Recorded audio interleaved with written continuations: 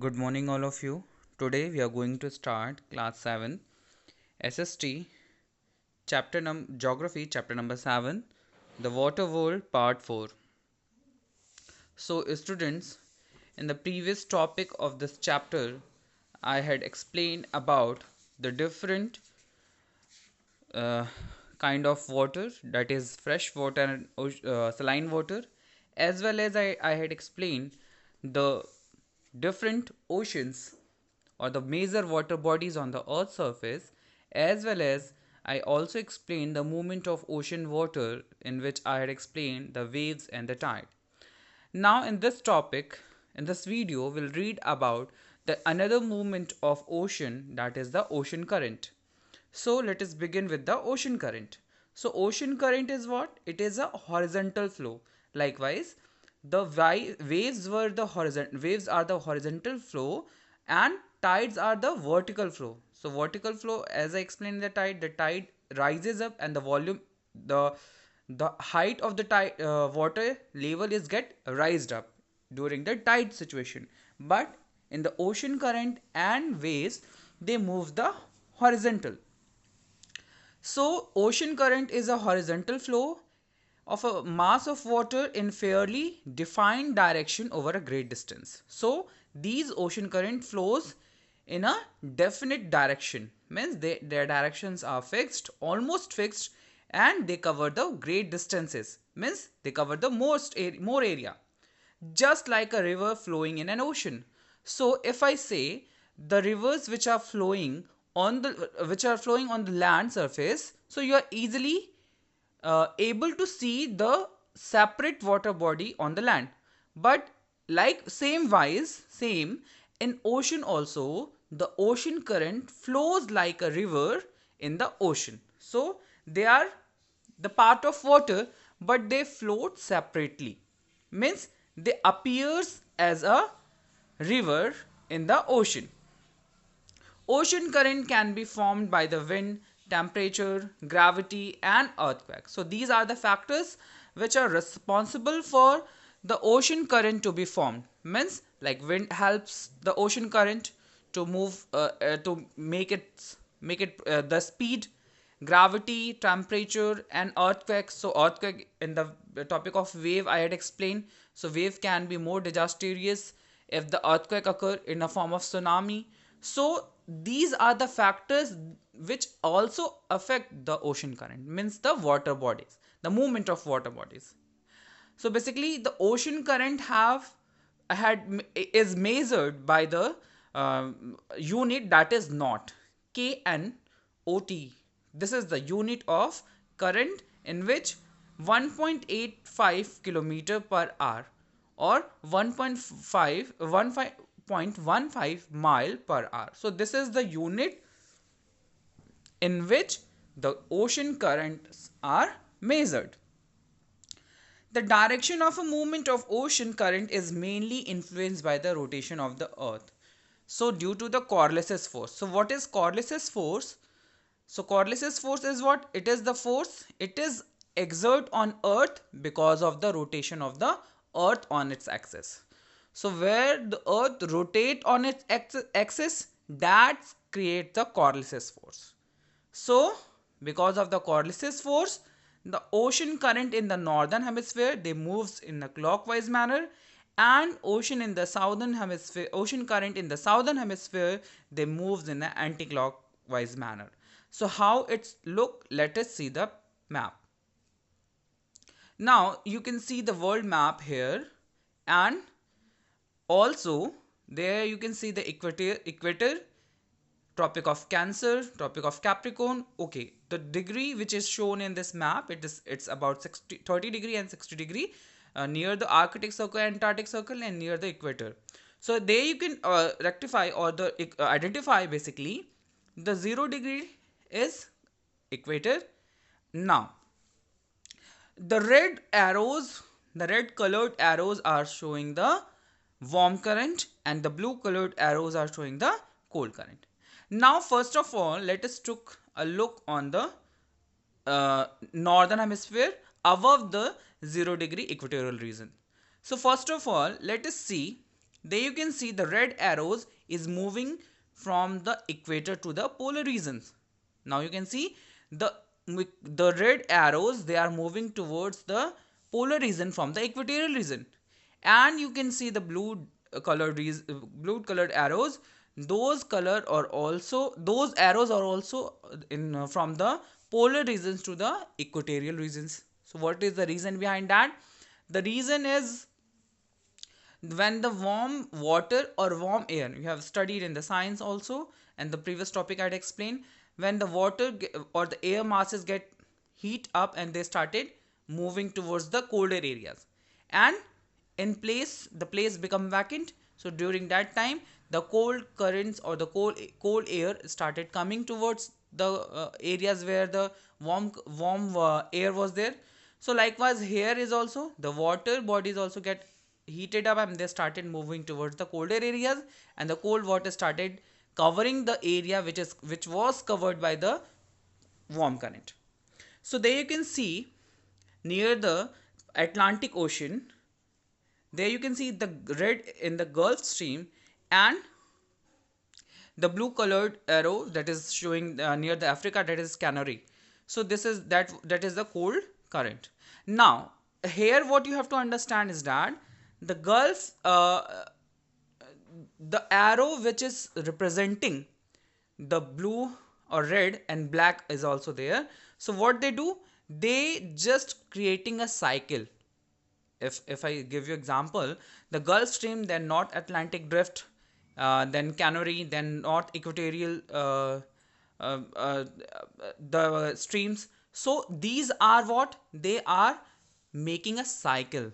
So cycle, so their cycle is the clockwise. Clockwise means the the seconds and the minutes, the the clock is moves likewise from the from 12 1 2 3 4 like that.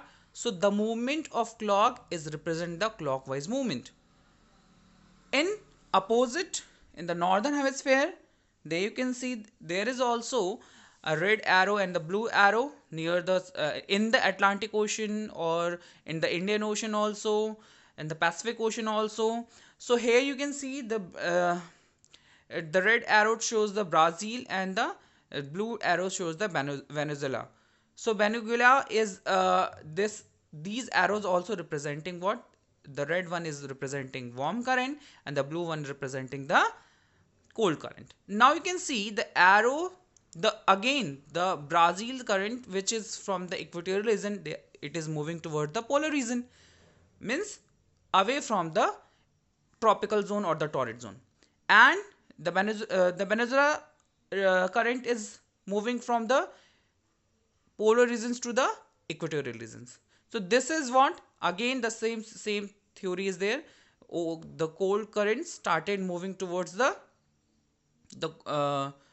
polar regions, and the pole means cold current started moving towards the equatorial region.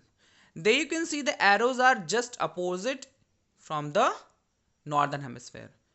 So they are not moving like the clock. So because of that, they are considered as the anti-clockwise. They are opposite of the clock. Their movement is opposite of the clock. So this is, you have to understand. Now some of arrows are there. There you can see in the northern hemisphere where the Gulf Stream, the red one, and Labrador. So both stream are get mixed with each other. In the uh, Pacific Ocean also, near the Russia and Japan, they can see the Korosho and Oyashio. Oyashio, the cold current and warm current is coming towards each other. So these are what they are representing, where the warm current and cold current meet. So they are considered as the plankton, that I will give you explanation in the next slide. When the ocean current move forward under the influence of prevailing wind, it is called drift. So when prevailing winds are what? Prevailing winds, which winds moves continuously or always. They have their fixed pattern, they have their fixed time, so they move in that. So when ocean currents moves according to the prevailing winds, they are known as drift. So they are in this, their speeds are very slow, and sometimes when their speeds are huge, so they are considered as the ocean current. Now, the ocean current are categorized into two types. The first one is warm current, and the another one is uh, cold current, as I explained. So warm current is what? Those current which flow from the equatorial region toward the poles or the polar regions, which have the highest surface temperature, are called the warm current. So they have the highest surface temperature. So why they have the highest surface temperature in the warm current? Just because of they originate from the equatorial region, so where the most temperature falls from the sun. They bring warm water to the cold regions. So what they do basically, they bring the warm water to the colder regions, and they usually observed on the east coast of the continent in the lower and the middle latitude of the both hemisphere. So basically they are visible at the eastern coast of almost all continent, and in the lower and middle latitude of the hemisphere, both hemispheres, southern hemisphere and the northern hemisphere both. In the northern hemisphere, they are also found on the west coast of the continent in the higher altitude. So when we move towards the higher latitude in the in the northern hemisphere, so these are also found in the western coast also. So not only in the eastern coast of the continents, it is also found in the western coast, means the western side of the continent and the eastern side of the continent, like Alaska, Norway's current. So these are the example of warm current in the northern hemisphere and in the southern hemisphere as well. Now cold current. So these currents which flow from the polar region toward the equator. So what they do? They flow from the polar regions to the equator, and their surface temperature is low, and because of that they are considered as cold temperature. So why their temperature is low? Just because of the sun rays does not fall on them directly, and because of that the temperature is very low. What they do? They bring the cold water into the warm areas. So basically the cold water started merging with the warm areas or the warm waters. These currents are usually found on the west coast of the continent in the low and middle latitude of the both hemisphere. So as likewise I explained in the the warm current found at the eastern coast, east side of the continent. Likewise, cold current found at the west coast of the continents in the low and middle latitude in the both hemisphere, northern and southern. In the northern hemisphere, they are also found in the east coast. So some are cold currents. Likewise, I had explained the some of the cold current is also found on the east. Warm current is also found on the eastern western coast. Likewise, the cold current in the higher latitude, they are also found in the eastern coast, like Labrador, East Greenland, Oshio, Oyashio current. So these are the example of cold current which is also flow in the both regions or the both hemisphere. Now let us see the effect of warm current and cold current where they meet. Now there is a picture of Newfoundland, that is the Labrador current, where the cold current and the warm current meet. Now you can see the red dotted one, the red part which is showing Newfoundland and Labrador in the Canada. Now, the effect of the ocean currents. So basically, wind that passes over the warm current become warm and absorb more moisture due to the greater evaporation. So what they do? They bring the rainfall to the coastal areas. So what is the first work which we can observe or the identify? That when warm current become more warm, basically they absorb more moisture from the atmosphere, and they create the great evaporation. So when evaporation is there, the formation of cloud is there. So when the formation of cloud is there, so they started uh, rainfall or the raining. So because of that because of the warm current only, the coastal areas get the maximum amount of rainfall. While cold currents, they decrease the moisture that bearing the bearing capacity of the wind. So here the warm current increases the capacity of uh, bearing of the moisture in the air, and cold current decreases the moisture in the air. The mixing of warm and cold current causes the heavy fog. So when the warm and cold current mixes up, and they create the heavy fog, which hindering and navigation, since it reduces the visibility and act as a hazard to shipping. So when the ship move in the oceans, so this create the hindering, this create the this reduces the visibility. Basically, it does not allow to see the next to the ship. So because of that, this create the more destruction of the shipping, or the sinking of the ship. During they might be uh, get stuck in the some icebergs, or the most of the glaciers and all, they might be stuck. So because of the mixing of the cold current and warm current, so heavy fog appear. The best fishing ground in the world with an abundance of plankton are also located where the warm current meet.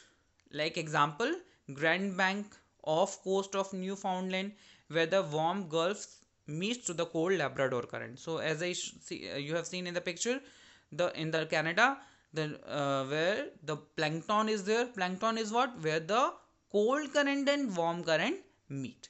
So this create the maximum number of fishes to reach over there, and this gives the bountiful catch to the fisherman, and they catch the farm fisherman basically catches the fish. Warm current melt the dangerous iceberg. So when warm current met with the cold current, so they started uh, melting the icebergs which are present in the cold current. So because of that, this supports the ship, this support the ship to move easily. So if icebergs are there, so they might be get strike, and the most destruction is there, or the sinking of ship might be there. So because of that only, because of that only, warm current helps here, and it started melting the icebergs.